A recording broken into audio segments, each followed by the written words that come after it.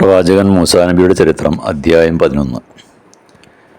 മൂസാ നബിയുടെ കാലത്ത് അന്നാട്ടിൽ ജീവിച്ചിരുന്ന വലിയൊരു മുതലാളിയായിരുന്നു കാറൂൻ.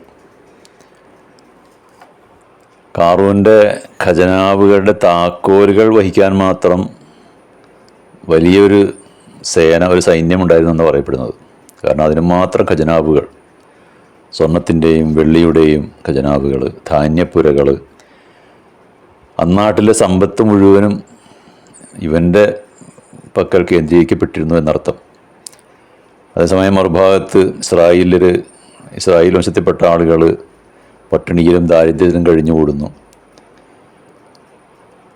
അപ്പോൾ ഈ കാറൂനും അവൻ്റെ ആളുകളുമൊക്കെ വളരെ സുഭിക്ഷമായി സുരൂപരായി ജീവിക്കുന്നൊരവസ്ഥയാണ്.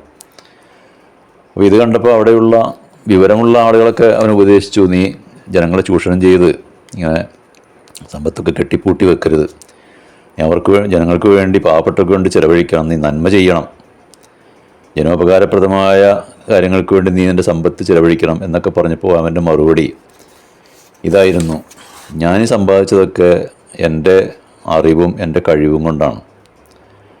അതുകൊണ്ട് മറ്റുള്ളവർക്കൊന്നും ദാനം ചെയ്യാനോ സഹായിക്കാനോ ഒന്നും എന്നെ കിട്ടില്ല. ഈ സമ്പത്ത് മുഴുവനും എൻ്റേതാണ് എന്ന് ഊറ്റം കൊണ്ട അവനെ ദൈവം പിടികൂടി. ഖുർആനിൽ പറയുന്നുണ്ട്, അവനെയും അവൻ്റെ കൊട്ടാരത്തെയും ഭൂമിയിൽ ആഴ്ത്തിക്കളഞ്ഞു എന്നാണ് പറയുന്നത്. ഇന്നും ഈജിപ്റ്റ് സന്ദർശിക്കുന്ന ടൂറിസ്റ്റുകൾക്ക് അവൻ്റെ പഴയ കൊട്ടാരത്തിൻ്റെ അവസ്ഥ കാണാൻ കഴിയും. അത് 2 നിലയോളം ഭൂമിയുടെ അടിത്തട്ടിൽ ആണ്ടുകിടക്കുകയാണത്രേ. അതിൻ്റെ ഉപരിതലം മാത്രം ഇപ്പോൾ അവിടെ ചെല്ലുന്നവർക്ക് കാണാൻ കഴിയുന്നുണ്ട്.